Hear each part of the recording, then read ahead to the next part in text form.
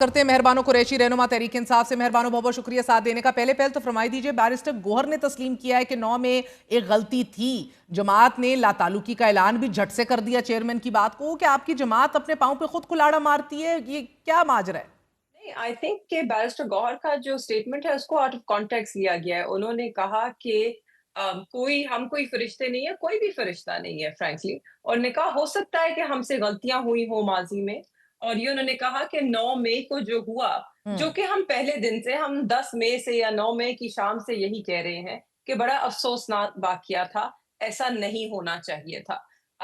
چاہے ریاستی state institutions کی بلڈنگز ہوں یا پرائیویٹ بلڈنگز ہوں، کسی کو بھی توڑ پھوڑ کی جو قانون ہے وہ اجازت نہیں دیتا، اور ہم نے پہلے دن اسے کنڈیم کیا اور اس پہ افسوس کیا، اور پہلے دن ہی کہا کہ اس کے اوپر ایک شفاف انویسٹیگیشن اور انکوائری ہونی چاہیے۔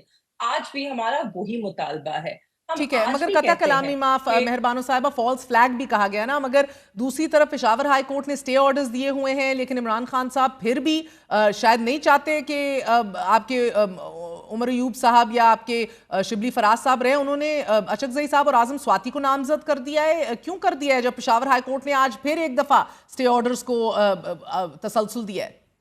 کہ وہ انگریزی میں لفظ ہے نا، ایکسٹینڈ کیا، پریگمیٹزم۔ ہمیں معلوم ہے پریگمیٹزم، کہ اچھا، اس وقت جو حقیقت کورٹ کے پسندانہ، آرڈرز ہیں، جو پسند آتے ہیں وہ امپلیمنٹ ہو جاتے ہیں۔ سپریم اچھا، کورٹ نے ایک آرڈر دیا تھا کہ جو ریزرو سیٹس ہیں وہ جو ہیں وہ پاکستان تحریک انصاف کو دی جائیں، مگر اس کے اوپر کوئی عمل نہیں ہوا۔ مہینوں بعد الیکشن کمیشن جو ہے وہ اپیل میں گیا، اس کے بعد ان کے حق میں فیصلہ آیا 26ویں ترمیم کے بعد، تو اس کے اوپر عمل گھنٹوں کے اندر ہو گیا۔ تو پشاور ہائی کورٹ کا ضرور آرڈر ہے، مگر ہمیں نہیں معلوم کہ یہ حکومت جو ہے وہ عدالتوں کے آرڈرز کی کتنی پابند ہے، اور کتنا ان کو اس پہ عمل کرنے کی ان کی نیت ہے۔ تو ان کیس اب وہ اس پہ عمل نہیں کرتے ہیں تو خان صاحب نے اپنی طرف سے 2 لوگوں کو نامزد بھی کر دیا ہے، کیونکہ ہم اس میدان کو، چاہے ہمارے ساتھ جتنی ناانصافی ہوئی ہو، چاہے جتنی بھی زور لگا لیں ہمیں سسٹم سے باہر دھکیلنے کا، ہم سسٹم کے اندر موجود رہنا چاہتے ہیں، رہیں گے، اور جمہوریت کے لیے لڑتے رہیں گے۔ مہربانو یہ فرمائی دیجیے گا، اپنی جماعت پہ یہ عدم اعتماد کیسے نہیں ہے جیسے رانا ثناء اللہ کہہ رہے ہیں؟ کیا آپ لوگوں میں سے کوئی بھی اس قابل نہیں ہے کہ قائد حزب اختلاف بن سکے جو آئی گئے نیشنل اسمبلی اللہ اللہ کر کے؟ نہیں، آئی ڈونٹ تھنک یہ عدم اعتماد ہے۔ میرے خیال میں اس وقت سینئر ترین ہے محمود خان اچکزئی صاحب، جو ایک کولیشن ہے آئین تحفظ کے نام سے،